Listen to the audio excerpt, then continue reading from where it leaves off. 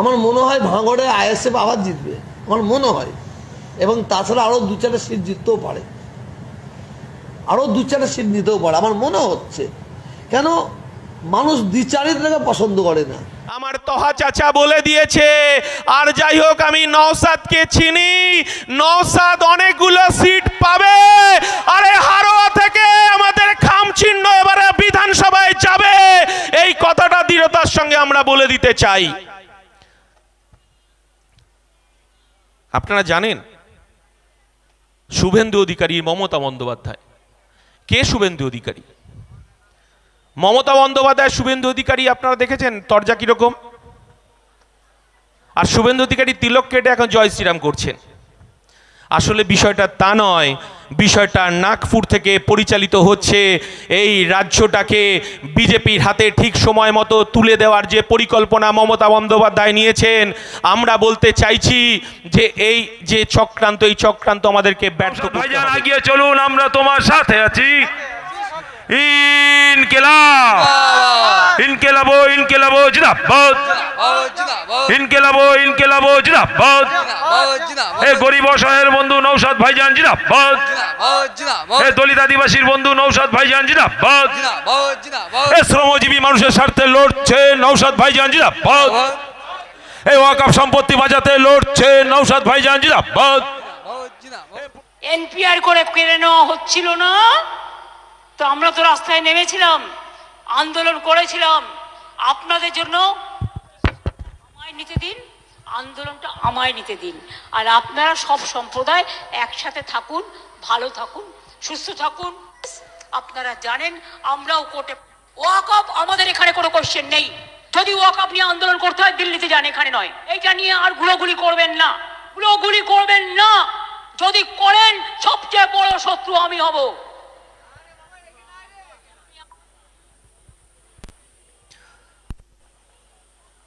গলাটা চেনা চেনা লাগছে তো, কে বলুন তো?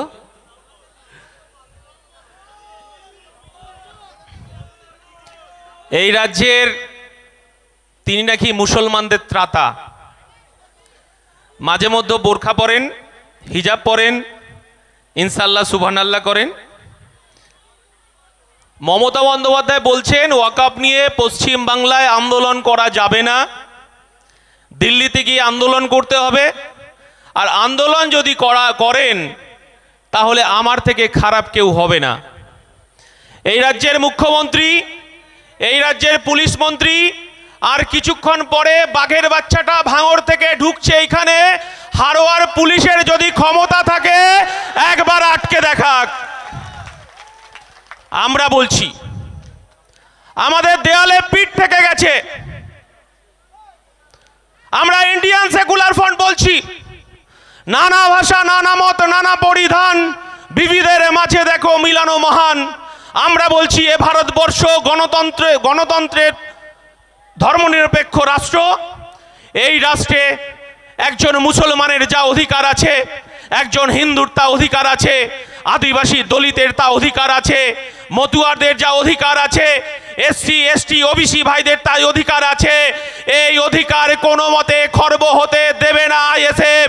আমরা পাড়ায় পাড়ায় সংবিধান সামনে রেখে ওয়াকফ সংশোধনী বিল যতক্ষণ না প্রত্যাহার হচ্ছে ততক্ষণ পর্যন্ত আমরা রাস্তায় থেকে আন্দোলন করব। আর মমতা বন্দ্যোপাধ্যায়ের পুলিশের যদি ক্ষমতা থাকে আমাদেরকে আটকে দেখাক একবার। আমাদের নামে 5টা থানায় ইতিমধ্যে মামলা হয়েছে। আমরা বলেছি দিল্লি মমতা বন্দ্যোপাধ্যায় আপনি যাওয়ার কথা বলেছেন, আমরা পাড়ায় পাড়ায় মহল্লায় মহল্লায় আমরা আলোচনা সভা করব, মানুষের মতামত নেব। ভারতবর্ষের গণতন্ত্রপ্রিয় ধর্মনিরপেক্ষ মানুষকে নিয়ে আমরা লং মার্চ করব, দিল্লিতে গিয়ে ধর্ণা দেব।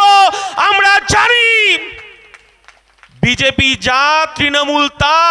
আমরা বলিনি, মুকুল রায় বলেছেন যাহাই বিজেপি তাহাই তৃণমূল, যাহাই তৃণমূল তাহাই বিজেপি।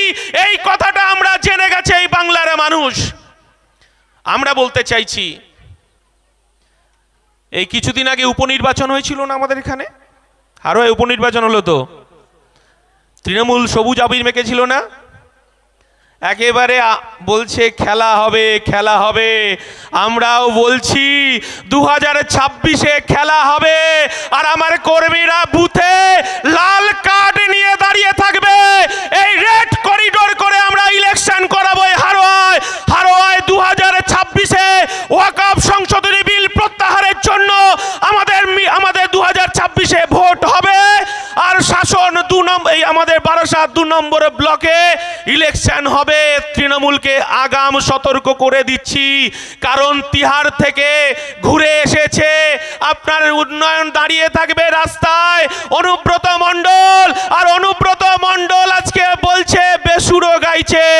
আমরা বলতে চাইছি, যারা তৃণমূল কংগ্রেসের হয়ে দালালি করছেন, যারা 2 পয়সার দালালি করছেন, যারা গরিব খেটে খাওয়া শ্রমজীবী মানুষের প্রধানমন্ত্রী আবাস যোজনার টাকা লুট করেছেন, যারা 100 দিনের কাজের টাকা লুট করেছেন, যারা আমাদের ভেড়ির জমি লুট করেছেন, তাদেরকে সাবধান করে দিয়ে যাই।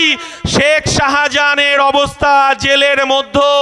এই হারোয়াতে আমরা শেখ শাহজাহানের সাম্রাজ্য হতে দেব না। আর যারা তৃণমূলের নেতারা বলছেন এখানে সরকারি মাঠে মিটিং মিছিল করা যাবে না, আপনাদেরকে বলতে চাইছি, আপনারা অনেক উন্নয়ন করেছেন, কিন্তু লাঠি বোমা না নিয়ে দাঁড়িয়ে থাকলে ইলেকশন হয় না। আর আমরা বলতে চাইছি, আমার তহা চাচা বলে দিয়েছে।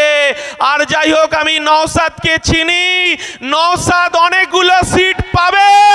আরে হারোয়া থেকে আমাদের খাম চিহ্ন এবারে বিধানসভায় যাবে, এই কথাটা দৃঢ়তার সঙ্গে আমরা বলে দিতে চাই। আপনারা জানেন শুভেন্দু অধিকারী, মমতা বন্দ্যোপাধ্যায় কে? শুভেন্দু অধিকারী, মমতা বন্দ্যোপাধ্যায়, শুভেন্দু অধিকারী আপনারা দেখেছেন তরজা কিরকম? আর শুভেন্দু অধিকারী তিলক কেটে এখন জয় শ্রীরাম করছেন। আসলে বিষয়টা তা নয়, বিষয়টা নাগপুর থেকে পরিচালিত হচ্ছে। এই রাজ্যটাকে বিজেপির হাতে ঠিক সময় মতো তুলে দেওয়ার যে পরিকল্পনা মমতা বন্দ্যোপাধ্যায় নিয়েছেন, আমরা বলতে চাইছি যে এই যে চক্রান্ত, এই চক্রান্ত আমাদেরকে ব্যর্থ করতে হবে। আমরা অনেকদিন আগে বলেছি যে পশ্চিম বাংলায় সারা ভারতবর্ষের সংখ্যালঘুরা যে অত্যাচারিত হচ্ছে, সব থেকে বেশি অত্যাচারিত হচ্ছে আমাদের পশ্চিম বাংলার মানুষ। আর আমার কিছু মুসলমান ভাইরা তারা এখনো বলছে যে আমরা বিজেপিকে রুখতে গেলে তৃণমূলকে ভোট দিতে হবে। আপনারা তো ভোট দিয়েছেন।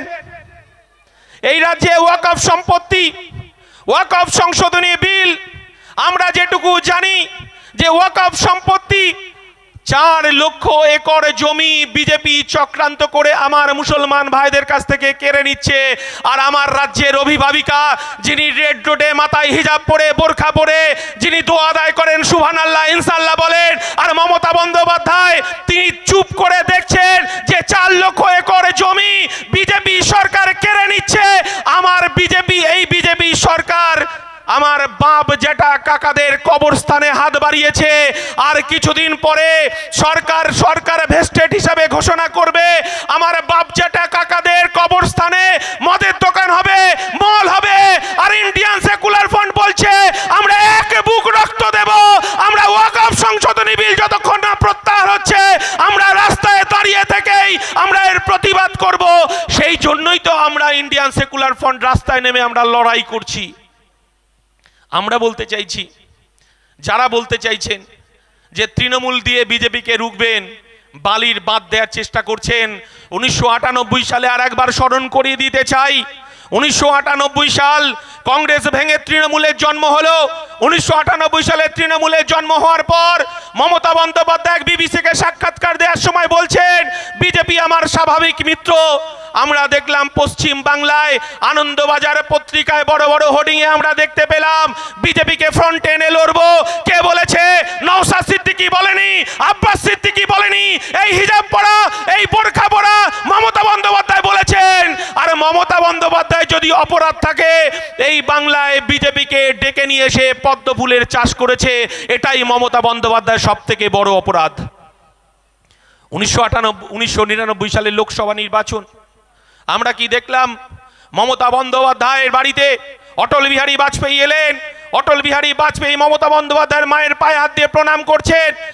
মমতা বন্দ্যোপাধ্যায়ের মা গায়ত্রী দেবী তাকে মালপোয়া খালেন, আর মমতা বন্দ্যোপাধ্যায় হাতে হাত রেখে তিনি এই পশ্চিম বাংলা থেকে বিজেপি দমদম থেকে তপন শিকদার আর কৃষ্ণনগর থেকে জুলু মুখার্জি, সত্যব্রত মুখার্জিকে একসাথে মমতা বন্দ্যোপাধ্যায় দিল্লি গেলেন। বিজেপি সরকার হলো, অটল বিহারী বাজপেয়ী প্রধানমন্ত্রী, আর আমার মমতা বন্দ্যোপাধ্যায় বাংলার মুখ্যমন্ত্রী মমতা বন্দ্যোপাধ্যায় তিনি হলেন রেলমন্ত্রী, কখনো কয়লা মন্ত্রী, কখনো দপ্তরবিহীন মন্ত্রী। এই কথাটা তৃণমূলের নেতাদেরকে স্মরণ করিয়ে দিতে চাইছি এই কারণেই, ওরা বলছে যে আইএসএফ নাকি বিজেপির দালাল। ওরা হিন্দু পাড়ায় গিয়ে বলছে এটা মুসলমানের দল, আর মুসলমান পাড়ায় গিয়ে বলছে এটা বিজেপির দালাল।